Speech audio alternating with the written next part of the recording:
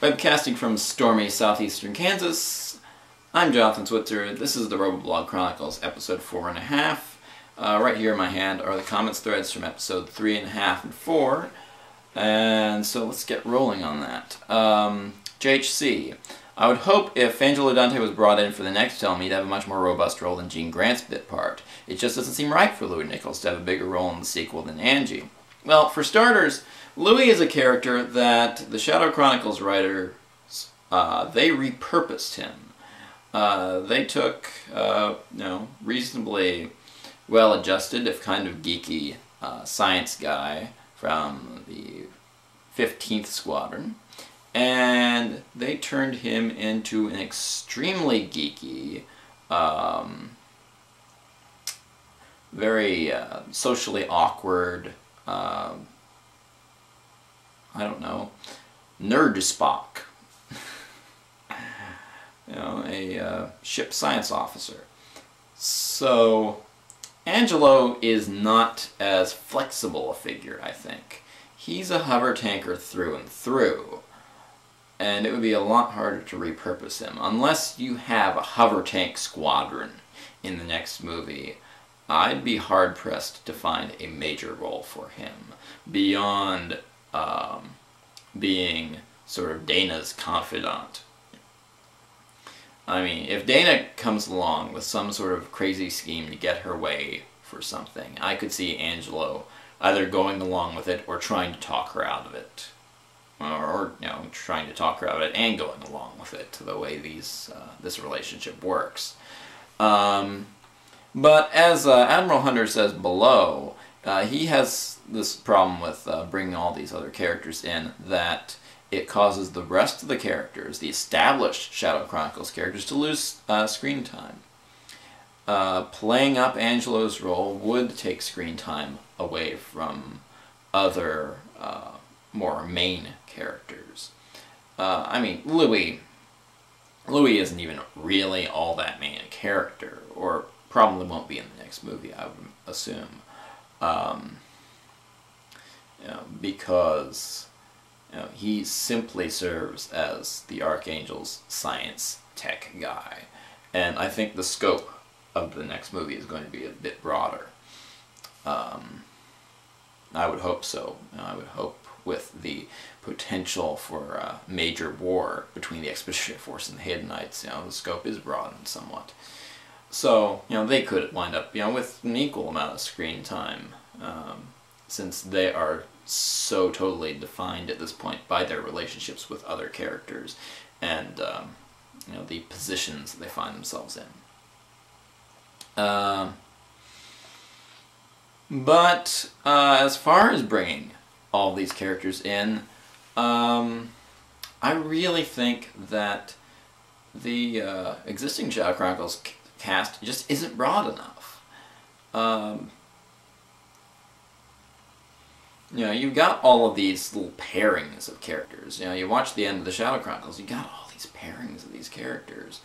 And you've got a few, major command guys there, but, I admit, you've got only a 90-minute movie, you're not going to wind up with a big sprawling cast like Macross has. But, it still feels so small, so kind of narrow. So I think you need all these, little supporting characters added, throughout. And since we've got a lot of little supporting characters we could use in the Robotech canon, why not? Why not use them? Why not put them into, roles that they could functionally serve in, and, serve as real support to better our understanding of the cast. Have Angelo as the foil to, Dana. If you bring Jack Baker and have Karen Penn for him to bounce off of, as talked about last time, Raven Cabell. You need all these characters to have someone to talk to. And that's really the role I think Angelo serves, and that's really the role I think Lancer would serve. On the other hand, Ryan says, I've come to the conclusion that Dana Sterling, along with her parents, must appear in future installments, if for nothing else than to help define Maya Sterling. Maya Sterling, without a connection to her human Zentradi family, is just a Dana Sterling redux. And how are new Robotech viewers going to know what a Zentradi even is if we don't see one in the Shadow Chronicles? I think it is totally unnecessary at this point to know what a Zentradi is. It certainly wasn't important in the Shadow Chronicles that we knew Maya Sterling was Zentradi as much as the fact that she is half alien. That reference really served its purpose in the Shadow Chronicles without the overt mention of Zentradi. The Zentradi are gone.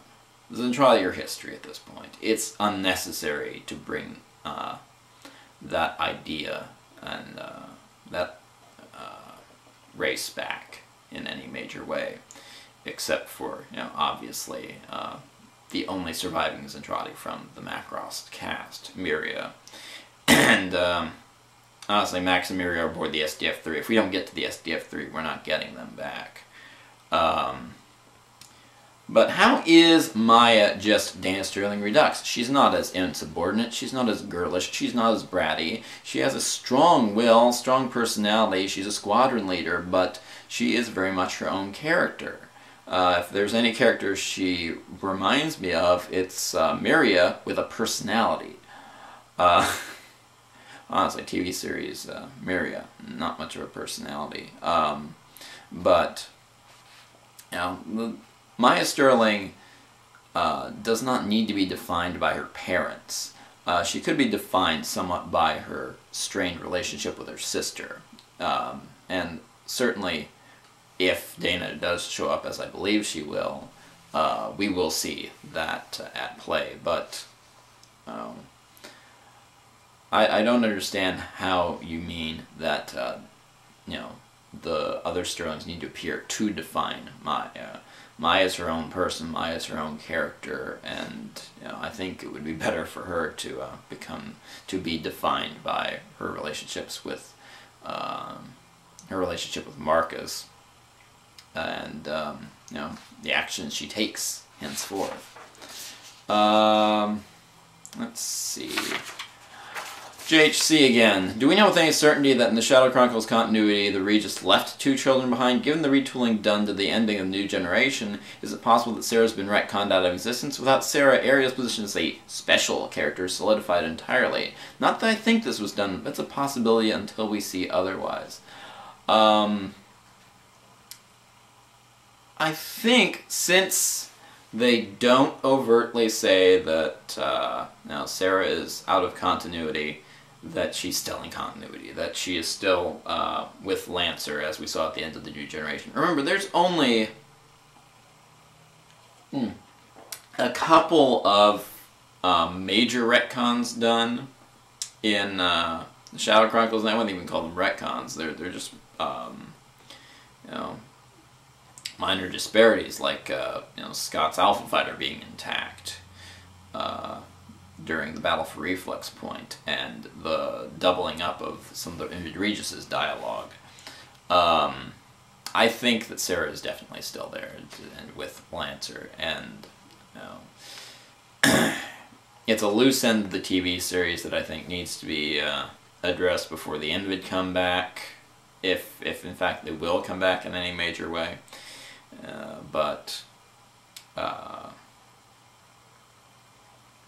I think that's the case. I think that's still in continuity and needs to be touched upon.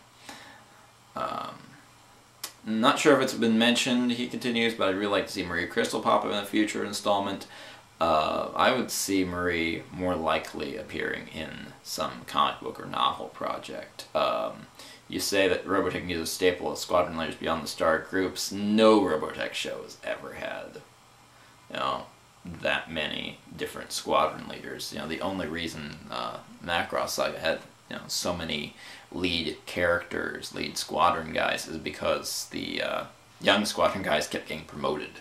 So, Marie might show up maybe in a big wide group shot of squadron leaders, or in like the third installment, if they have some major offensive on the Haydenites and you get to see all the squadron leaders getting their squads ready, you might see Marie, but I don't see her being a major character in any way in the feature animation.